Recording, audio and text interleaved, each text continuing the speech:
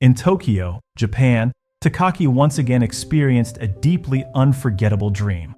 Staring at the blinking cursor on the screen and examining photos of his daughter from her innocent childhood, Takaki couldn't help but feel confused about how the trajectory of his life had evolved to its current state. As a freelance writer, despite being labeled a writer, he has yet to publish any independent work. Today, the publisher assigned him a new task, ghostwriting a weight loss guide for an internet celebrity. Takaki yearned to express his ability to create new works independently, yet he faced the ridicule of a young writer who dismissed him as merely a ghostwriter. Perhaps ghostwriter is indeed the most fitting definition of Takaki's current situation, as his work merely provides content support for others to sign their names. In daily life, the only reason his ex-wife contacts him is to request this month's living expenses. Fortunately, Takaki still has the presence of his daughter. This weekend, Takaki finally got the chance to take his daughter to the ocean park to see the intelligent and adorable dolphins. Unexpectedly, after the visit, his daughter only wanted to buy a jellyfish-shaped toy, as she thought jellyfish were cuter than dolphins. The sight of distant fishing boats stirred Takaki's nostalgia, as this sea area could never compare to the beauty of his hometown. The last time he returned home was for his father's funeral. At this moment, his ex-wife was about to pick up their daughter, and facing this woman he had separated from, Takaki always hesitated to speak. This hesitation stemmed from a habit formed since childhood, as he feared that expressing his words would still lead to parting, perhaps due to his father's passing or the mockery he faced for his new work. However, gazing at the blinking cursor, Takaki had 1,000 words in his heart, yet ultimately fell silent in front of the screen. When he looked up, Takaki caught sight of a familiar item, a can of mackerel and miso. In an instant, the long-cherished yet elusive dream that had been lost amidst the busyness of the day resurfaced. His fingertips lightly touched the keyboard, and the words flowed like water. Whenever he saw the mackerel can, he would remember that boy. Perhaps no matter how many years pass, Takaki will always remember that summer in Nagasaki that belonged to him. In 1986, Nagasaki welcomed a brand new summer, and the young Takaki stood once again in front of his classmates, reciting his award-winning essay, My Father. How to describe his father? He often stayed at home in his underwear and tank top, occasionally scratching his groin, and though scolded by his mother, he never changed. Yet it was this kind of father who could always transform discarded bicycles into brand new treasures. The teacher appreciated Takaki's essay, as its simple words often moved people. In this 5th grade classroom, Takaki still joked with his classmates about trivial matters. Among them was a unique classmate, K&J, who wore a tank top in all seasons, used saliva instead of an eraser, and always drew fish patterns on his desk. One day, a special event occurred. The classmates not only mocked K&J for wearing a tank top, but also ridiculed his living space, which was too small to accommodate a piano. At that moment, K&J stood up to refute them for the first time. The classmates then suggested visiting K&J's home after school, which made the young K&J even more silent. Takaki instinctively felt that K&J did not want everyone to go, as they were led to repeat the same path 3 times. Sure enough, at the call of K&J's sister, all the classmates laughed at the dilapidation of the building before them, with 2 tires on the roof resembling the eyes of a haunted house. At that moment, K&J did not show anger. He only wanted to comfort his insecure sister. When everyone left, Takaki did not smile, as he could not understand what was funny about the situation. However, the matter did not end there. The next day, the classmates turned K&J's family situation into a laughing matter on the blackboard. Despite the ridicule, K&J continued to draw fish on his desk as usual. In the sunlight, K&J's profile made Takaki feel that K&J's resolute temperament even surpassed the heroic images on the screen. Takaki lived downstream of a winding river that ran through Nagasaki, and his home was at the top of a small hill upstream.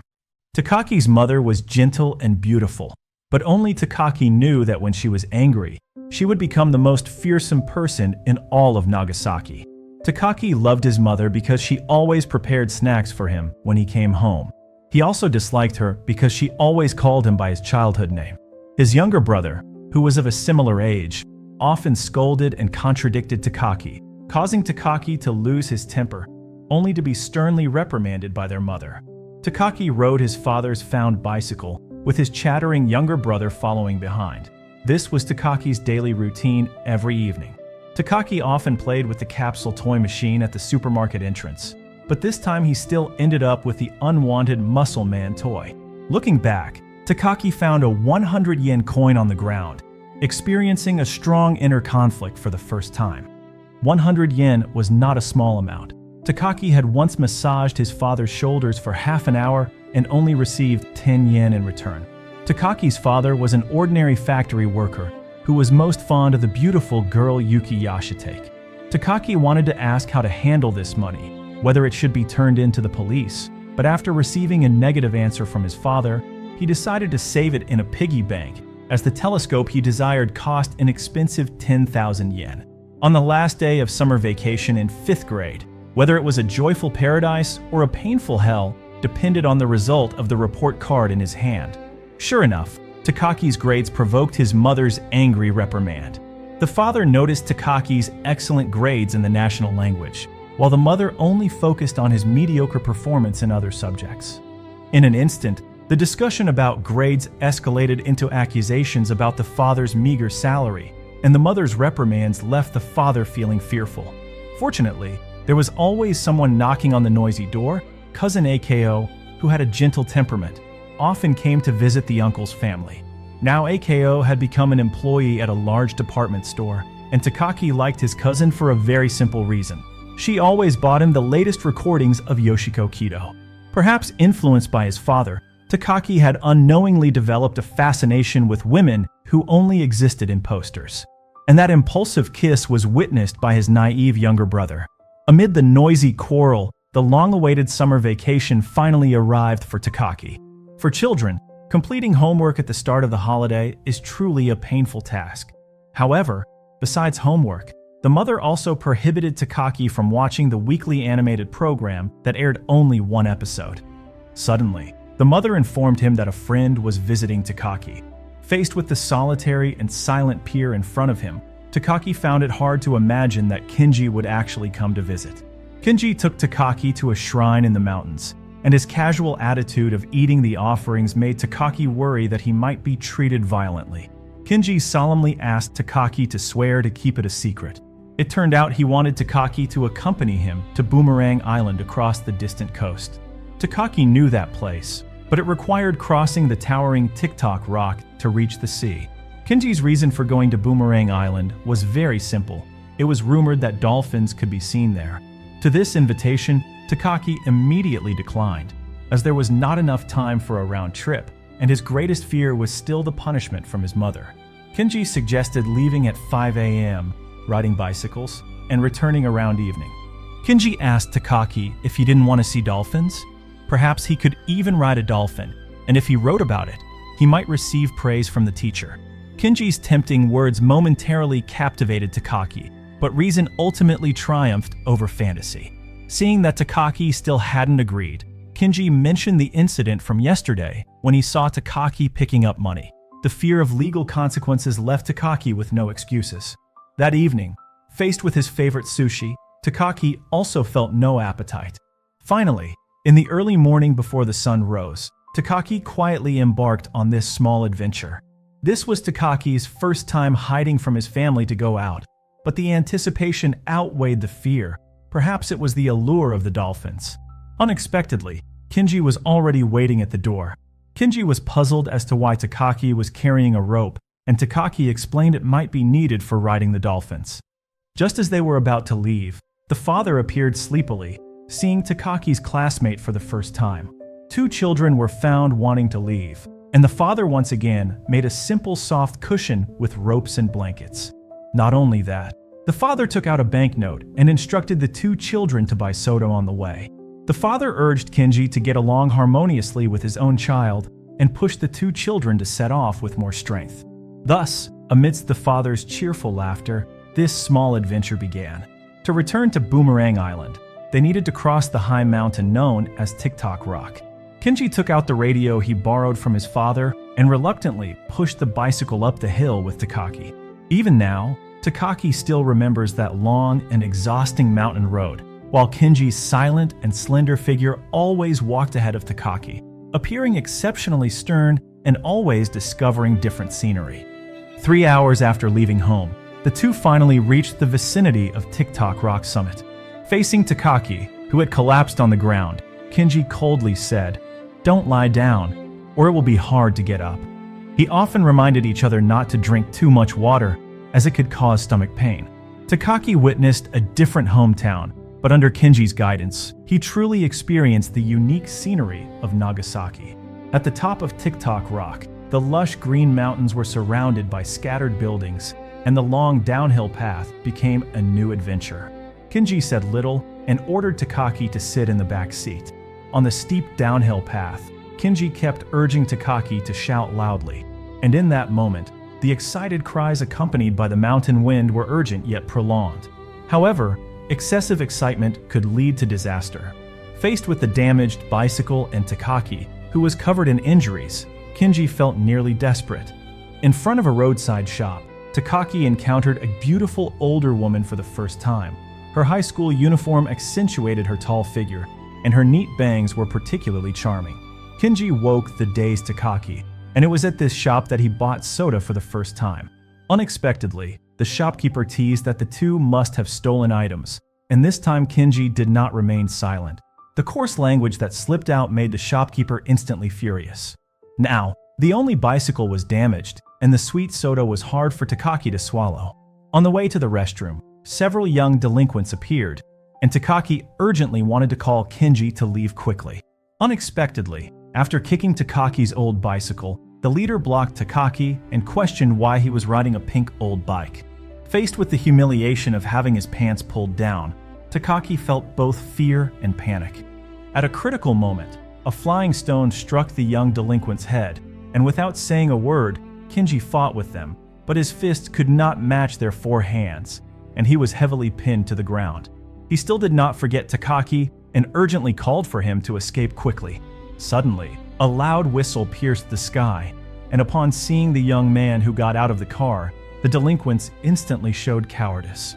Kaneyama, this brother who only existed in legends, made the thugs dare not resist even when they were slapped. Kaneyama picked up Kenji's crushed straw hat without saying a word, while Kenji only called Takaki to leave. However, just before leaving, he insisted on revenge for the blows he had received, until the vast sea appeared before them, until the warm sea breeze wrapped around them. Takaki, coming to his senses, solemnly thanked Kenji. This time, Takaki bowed even lower. Fortunately, the distant island of separation was now within reach, and they finally reached the opposite shore of Boomerang Island. After observing for a long time, Takaki realized that Kenji was preparing to swim to Boomerang Island in one go. Kenji noticed that Takaki was unprepared, so he lent him his own clothes and shoes, as being stung by jellyfish in the sea could be fatal. With Takaki's shouts, the two resolutely swam into the sea. Takaki had never swum such a long distance. He could only bury his head in the water, squinting and pushing forward with all his might. As they approached the island, Takaki's legs cramped, and he shouted loudly but failed to attract Kenji's attention. When one shoe sank to the bottom of the sea, an adult figure carried Takaki to the shore. This person was the older woman they had met at the bus stop. Hearing the sister scold him for not warming up, Takaki bowed even lower. However, Kenji did not give Takaki a chance to rest. They searched separately and nearly explored all of Boomerang Island, yet the vast sea showed no signs of dolphins. For a whole hour, the two did not see any dolphins. When dark clouds obscured the sun, Kenji swam back to the opposite shore without saying a word, leaving Takaki filled with confusion. When the two swam back to the shore, Takaki encountered his lifesaver again. This time, the older woman left 2 children to rest, skillfully trimmed dead branches, took out cigarettes and a lighter, and expertly roasted sea snails. Takaki tasted such simple roasted sea snails for the first time, and the flavor was unforgettable. After eating the sea snails, Takaki discovered a peculiar pull-tab can. The sister called it a Korean soda can, saying, "Korea is across the sea from Boomerang Island, and she has never set foot there."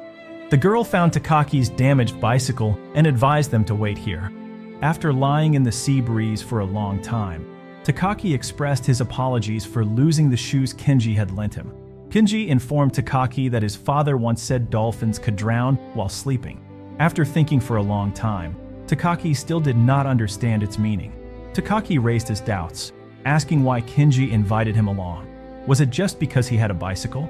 K&J replied that it was only because Takaki had not laughed at him that day. The warm sea breeze dispelled the lump in Takaki's throat. They scattered sand by the sea, and seeing K&J's joyful expression, Takaki suddenly realized, perhaps from the beginning, K&J knew there were no dolphins here. That evening, K&J painted on the wall again, completing their dream, fulfilling the dream of seeing dolphins. At this moment, the older woman returned, but unexpectedly, the driver she brought was the stern Kaneyama wearing a black hat. Riding in the steady little truck, Takaki pondered the relationship between the older woman and his brother. Were they a couple, siblings, or something else? That day, the sunset was brilliant, yet it made Takaki feel the emotion called sadness for the first time. As the sun set behind the mountains, they finally returned home. Summoning his courage, Takaki asked the older woman's name, and it turned out she was called Yuka. Kaneyama chose another child, placing his hat on K&J's head and advising him not to give up, to fight back against bullying. The little truck roared away, leaving the remaining sound of insects, making it hard for Takaki to describe that day's journey. K&J remained silent, but this time he said, "Takaki, see you next time." "See you next time" might mean they would reunite tomorrow, and Takaki kept shouting, "See you next time," as he watched K&J leave. Even without seeing his figure, there was always an echo at the foot of the distant mountains responding to "see you next time." That night, a seashell and a soda became Takaki's indescribable treasures. That night, he no longer idolized only the figures in the painting, for there was a girl who had already settled in his heart. After the trip to Boomerang Island, Takaki spent the entire summer with K&J. Takaki viewed K&J as an all-powerful superhero. He understood the sea, the mountains, and even where to find delicious wild vegetables. In the orange grove in the mountains in front of their home, K&J often encountered his lifelong rival, the eccentric old orange grove owner, Uchida. K&J claimed that the mountain's produce belonged to everyone, while Uchida insisted that anyone who stole an orange would be taught a lesson. The two who fled first, for some reason, found it impossible to shake off the slowly approaching Uchida. In a moment of panic, Takaki fell, and K&J kept urging Takaki not to give up and to keep running. This was the first time Takaki did not say he would give up. That day, as they ran along the distant mountain path, when they were exhausted, K&J told Takaki not to always give up. Never say die until the last moment. That day, the two oranges in K&J's hand became the most precious trophies. However, when K&J shouted that they had finally defeated their lifelong rival, Uchida sought them out again, and this time the cries of lesson learned increased from one person to two, their wails more tragic than before. On the way home, Takaki couldn't help but drool over the sushi in the restaurant's window. For Takaki, who loved sushi, the sushi available at home was only filled with vegetables, and no matter how hard they tried, their family resources could not afford such high-end food. At that moment, K&J invited Takaki to his home for the first time. Takaki finally stepped into the dilapidated house that his classmates mocked, but it was not as terrifying and run down as he had imagined. It was quite similar to his own home. Here, many photos of K&J's father were hanging, and the last colored memorial photo, along with the pairs of eyes peeking from behind the door, left Takaki unable to understand this strange family dynamic. It turned out that K&J had no father, hence the borrowed radio was a relic. It also turned out that he had many younger siblings. Under K&J's skillful hands, a delicate sushi was completed. K&J explained that this was canned mackerel sushi, made from canned mackerel. However, the moment it entered his mouth, the deliciousness made Takaki exclaim in delight. This was a little delicacy taught by K&J's father, who was an excellent fisherman. Takaki thought K&J's father was very handsome, but K&J believed Takaki's father was better. At least he could be by his side, present in the home every day. Takaki suggested that K&J could become a sushi chef, and K&J also felt that Takaki could be an excellent writer. Seeing the younger siblings peeking in again, Takaki suggested letting the children share the sushi, which would make the mackerel sushi even more delicious. Soon after, Kenji's mother returned home, and she was very happy that Takaki visited, as he was the first friend Kenji brought home. Shy Kenji made it difficult for Takaki to understand. Like the unfinished summer homework, Takaki knew that what was meant to come would eventually arrive. His mother still sent Takaki out to buy groceries, and this time he encountered Kenji's mother, Masao, working at the supermarket. In casual conversation, Masao mentioned that she had unilaterally assumed Takaki was Kenji's friend that day, which caused Kenji to explode in anger at his mother. It turned out that Kenji was unsure if Takaki considered him a friend, and his mother's rash assumption made Kenji feel embarrassed. He worried that Takaki had no intention of befriending him. Masao explained that the reason her son had trouble making friends was due to her being busy with work every day, leaving Kenji to take care of his younger siblings. However, this explanation left Takaki feeling inexplicably disappointed and angry, as he only understood one thing. Kenji had no intention of being friends with him. When his cousin Ako called out to him and asked about the new friend's identity, Takaki's suppressed dissatisfaction finally erupted. At the beginning of the new semester, Takaki's composition received praise again and was selected for the county-level excellent composition competition. Kenji expressed his admiration, but Takaki's attitude was cold, and he walked home with other classmates after school to prove his dissatisfaction with Kenji. That day, Kenji's younger sister wanted to ask their mother for a small cake, but was refused on the grounds that it was too expensive. That day, Kenji rarely showed any interest in taking care of his younger siblings, as he couldn't understand why his only friend had disappeared. When Masao was eager to leave work, she wanted to buy the small cake her daughter had requested. At that moment, the store manager put a discount tag on it, as everyone knew Masao was in a difficult situation. On the way home, Masao kept pondering her eldest son's unusual behavior, and in her thoughts, she forgot about the red light in front of her. On that hot summer night, seeing his younger siblings fall asleep with empty stomachs, Kenji wondered if his mother was working late again. However, the ringing phone shattered all dreams, as that small cake lay in a pool of blood. As the years went by, most boys would ask their parents about the origins of their lives. Children are born from their parents' kisses. The father's teasing eventually earned the mother's stern reprimand. However, Takaki never expected to reunite with Kenji due to his mother's funeral. Kenji's mother passed away in a car accident, leaving only Kenji and his younger siblings at home. Takaki was deeply saddened. He couldn't understand why Kenji smiled at him at that moment. It wasn't until the teacher informed Kenji that he would be leaving that Takaki realized his only friend would transfer to a school far away. From his mother, Takaki learned about Kenji's subsequent fate. His father had died, his mother had passed away, and all the children were adopted by relatives, each going their separate ways. Kenji witnessed his sister and brother being taken away by unfamiliar relatives, ultimately leaving only with an uncle he barely knew. That day, everyone left the dilapidated house, but when Kenji departed, he felt a sense of reluctance. Takaki always felt guilty. He finally smashed his piggy bank and exchanged the telescope he had hoped for a large number of canned mackerel. This journey was to the small Nagasaki station, where there was only one wooden bench and the most beautiful sea view.